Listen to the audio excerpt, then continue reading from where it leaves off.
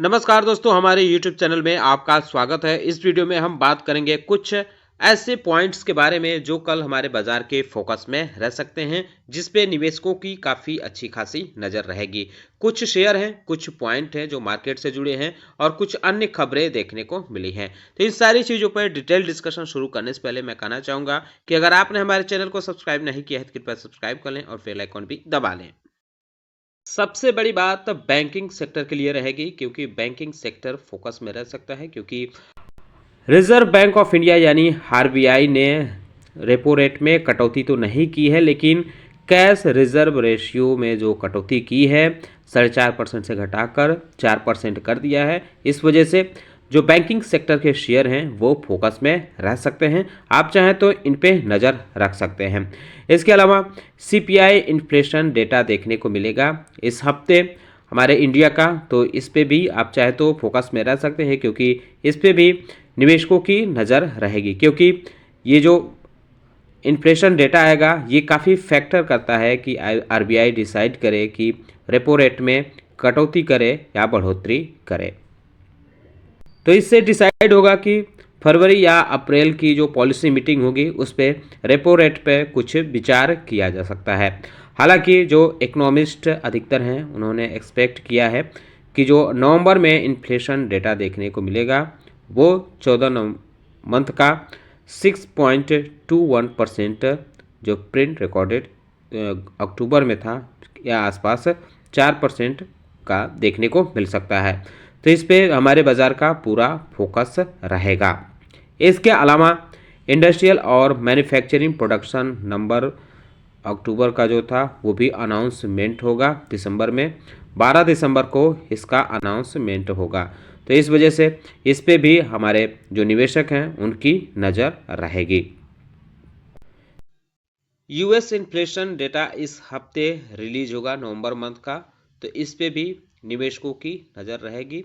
ये 17 और 18 दिसंबर को होने वाले federal reserve open market committee की पॉलिसी मीटिंग से पहले ये रिलीज होगा, तो इस पे भी लोगों की निगाहें रहेंगी। इसके अलावा यूरोपियन सेंट्रल बैंक का इंटरेस्ट रेट पे डिसीजन देखने को मिल सकता है, तो ये भी काफ़ी फोकस में इस वजह से हमारा बाज़ार रह सकता है, क्योंकि काफ़ी चीज़ें जो हैं अमेरिका और यूरोपियन मार्केट से हमारे बाज़ार से काफ़ी चीज़ें लगी हुई हैं।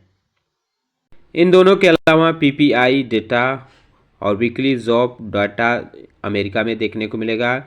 जीडीपी ग्रोथ नंबर सितंबर मंथ क्वार्टर का देखने को मिलेगा जापान में, और चाइना के इन्फ्लेशन और पीपीआई पॉइंट भी देखने को मिलेंगे। तो इन सारी पिछले दिनों टेलीकॉम, ऑटो, कंज्यूमर ड्यूरेबल्स और मेटल सेक्टर काफ़ी फोकस में रहे हैं, उसमें काफ़ी खरीदारी देखने को मिली, लेकिन एनर्जी, हेल्थ केयर और आईटी सेक्टर के शेयरों में गिरावट देखने को मिली है। जैसे आप देख सकते हैं कि रिलायंस इंडस्ट्री जो एनर्जी के लिए भी जानी जाती है, इसमें मामूली गिरावट रही थी 1% के आसपास। ओएनजीसी में भी % के आसपास की गिरावट रही थी। एनटीपीसी में मामूली हरियाली के साथ क्लोजिंग देखने को मिली थी। लास्ट सेशन में अडानी ग्रीन एनर्जी के शेयरों में 1.5% के आसपास की गिरावट रही थी। पावर ग्रिड कॉरपोरेशन में मामूली हरियाली के साथ क्लोजिंग देखने को मिली थी। आईओसीएल में हालांकि 2% के आसपास की तेजी रही थी, लेकिन अडानी पावर में मामूली गिरावट देखने को मिली थी। टाटा पावर के शेयरों में भी 2% के आसपास की उछाल देखने को मिली थी। अडानी एनर्जी सॉल्यूशन में भी 0.25% के आसपास की गिरावट देखने को मिली थी, और जीएसडब्ल्यू एनर्जी में हालांकि 1.5% के आसपास की उछाल रही थी। अडानी टोटल गैस में 0.2% के आसपास की गिरावट के साथ क्लोजिंग देखने को मिली थी। हालांकि एनएचपीसी में अच्छी खासी मोमेंटम देखने को मिला था, 3.25% के आसपास की उछाल रही थी। टाटा पावर के शेयरों में 1% की, माफ़ कीजिएगा, टोरेंट पावर के शेयर में 1% के आसपास की गिरावट के साथ क्लोजिंग देखने को मिली थी। तो ये सारे शेयर जो हैं इनमें थोड़ा दबाव देखने को मिला था इस एनर्जी सेक्टर में। वहीं अगर हम बात करें आईटी सेक्टर की, तो आईटी सेक्टर में भी दबाव देखने को मिला था लास्ट सेशन में। टीसीएस में %.5% के आसपास की गिरावट रही थी। इन्फोसिस में भी यही स्थिति देखने को मिली थी। एचसीएल टेक्नोलॉजी में भी गिरावट रही थी। विप्रो के शेयरों में भी गिरावट रही थी 0.5% के आसपास। हालांकि एलटीआई माइंडट्री में 0.5% की उछाल के साथ क्लोजिंग रही थी, लेकिन टेक महिंद्रा और इन्फो एज में गिरावट के साथ क्लोजिंग देखने को मिली थी। इसके अलावा परसिस्टेंट सिस्टम में हरियाली रही थी 1% के आसपास, लेकिन एलटीटीएस में गिरावट के साथ क्लोजिंग देखने को मिली थी। वहीं टाटा एलेक्सी में हरियाली रही थी, एम्फेसिस में भी हरियाली रही थी, लेकिन टाटा टेक्नोलॉजी में मामूली गिरावट के साथ क्लोजिंग रही थी और केपीआईटी टेक में भी 1% के आसपास की गिरावट के साथ क्लोजिंग देखने को मिली थी। सोनाटा सॉफ्टवेयर में भी थोड़ी सी गिरावट के साथ क्लोजिंग रही थी। तो आईटी सेक्टर के अधिकतर शेयरों में गिरावट देखने को मिली थी, यानी आईटी इंडेक्स में थोड़ा दबाव देखने को मिला था। तो इस पे भी आप चाहे तो इस इंडेक्स पे नज़र रख सकते हैं। हेल्थ केयर की बात करें तो हेल्थ केयर के सन फार्मास्यूटिकल्स में भी गिरावट रही थी, सिप्ला में भी रही थी। वहीं डॉक्टर रेड्डी लैब्स में 1% की उछाल रही थी। डिवीज लैब में भी 0.5% के आसपास की उछाल रही थी। जायडस में भी 1.25% के आसपास की उछाल आई थी। लेकिन आप देख सकते हैं कि मैनकाइंड फार्मा में 1% से ज़्यादा की गिरावट रही थी।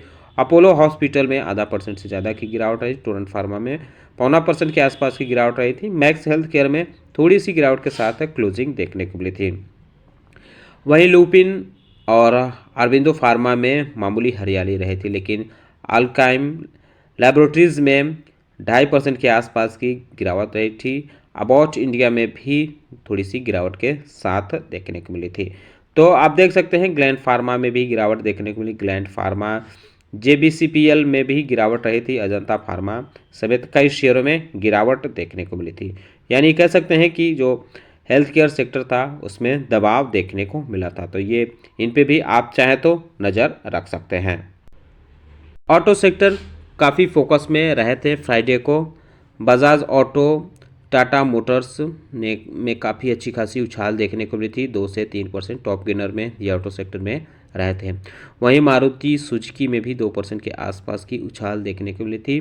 कंपनी ने अनाउंसमेंट किया था कि वो अपनी गाड़ियों की हाइक रेट जो है वो बढ़ा रही है 4%, जो जनवरी के फर्स्ट वीक से इफ़ेक्टिव हो सकता है। तो इसके बाद मारुति सुजुकी के शेयरों में उछाल के साथ क्लोजिंग देखने को मिली थी। तो आप इन शेयरों पर भी नज़र रख सकते हैं। वेल्सपन कॉरपोरेशन पे भी नज़र रख सकते हैं। कंपनी को 2 बड़े ऑर्डर मिले हैं। ये जो एक ऑर्डर मिला है ये HSAW कोटेड पाइप्स सप्लाई करनी है। दोनों पाइप सप्लाई के लिए ही ऑर्डर मिले हैं और ये अमेरिका के नेचुरल गैस पाइपलाइन प्रोजेक्ट के लिए ये ऑर्डर मिला है। जो टोटल ऑर्डर मिला है ये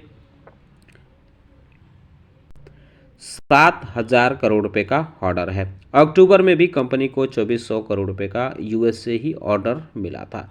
तो वेल्सपन कॉरपोरेशन पे नज़र रख सकते हैं क्योंकि ये काफ़ी फोकस में रह सकता है। महिंद्रा एंड महिंद्रा पे भी नज़र रख सकते हैं। कंपनी जो अपनी एसयूवी लेकर आ रही है इलेक्ट्रिक ओरिजिन BE6E नाम से जो था, अब उसको BE6 के नाम से मार्केट में उतारेगी। दरअसल इस ट्रेडमार्क को लेकर इंडिगो के साथ कोर्ट में मामला चल रहा है। तो इस वजह से कंपनी ने थोड़ा सा बदलाव करते हुए नए नाम से इसको उतारने का फैसला लिया है। बायोकैन पे नज़र रख सकते हैं। कंपनी को VI स्टेटस मिला है, US FDA से मिला है API फैसिलिटी के लिए, जो बेंगलुरु में देखने को मिलती है। तो इस वजह से यह शेयर भी फोकस में रह सकता है। इसके अलावा एजी ट्रिप प्लानर्स पे भी नज़र रख सकते हैं। कंपनी ने शेयर परचेज एग्रीमेंट किया है। अब इसके तहत कंपनी फ्लैग में 49% स्टेक एक्वायर करेगी। ये 30 करोड़ रुपए का एक्विजिशन देखने को मिल सकता है।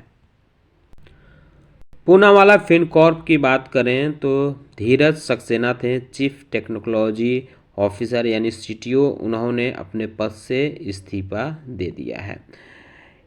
इंडियन सीमेंट कंपनी पे भी नज़र रख सकते हैं, यानी सीमेंट सेक्टर पे भी नज़र रख सकते हैं क्योंकि CCI नोटिस अल्ट्राटेक सीमेंट की डील पर दिया है। तो ये शेयर भी फोकस में रह सकता है। यूनो मिंडा की बात करें तो इसमें भी एक अपडेट देखने को मिली है। इसने पुणे में अपना कमर्शियल प्रोडक्शन शुरू किया है। CDSL में पिछले दिनों ब्रेकआउट देखने को मिला था, हालांकि लास्ट सेशन में इसमें 1% के आसपास की तेज़ी के साथ क्लोजिंग देखने को मिली थी। इसने हाल ही में नया 52 वीक का हाई बनाया था, तो यह शेयर भी फोकस में रह सकता है। साथ ही साथ BSE में भी बेहतरीन तेज़ी देखने को मिली थी, 3.5% के आसपास की लास्ट सेशन में क्लोजिंग देखने को मिली थी। तो यह शेयर भी आप चाहें तो नज़र में रख सकते हैं। HDFC बैंक में गिरावट के साथ क्लोजिंग देखने को मिली थी, इस पर भी आप चाहें तो निगाह रख सकते हैं, क्योंकि इन दिनों इसमें भी काफ़ी प्रभाव देखने को मिल रहा है। IRFC में लास्ट सेशन में 4.5% के आसपास की तेजी रही थी, तो यह शेयर भी फोकस में रह सकता है, आप चाहें तो इस पर नज़र रख सकते हैं। एडा में भी इन दिनों काफ़ी अच्छा खासा मोमेंटम देखने को मिल रहा है। आप देख सकते हैं पिछले 5 दिनों में इसमें 9.25% के आसपास की तेजी रही है। टाटा एलेक्सी की बात करें तो लास्ट सेशन में मामूली हरियाली के साथ इसमें क्लोजिंग रही थी, तो आप इस पे भी चाहें तो नज़र रख सकते हैं। तो दोस्तों उम्मीद करता हूं कि आपको हमारा वीडियो पसंद आया होगा, कैसा लगा बताना ना भूलें। साथ ही साथ हमारे चैनल को सब्सक्राइब कर लें, बेल आइकन दबा लें। वीडियो देखने के लिए बहुत बहुत धन्यवाद।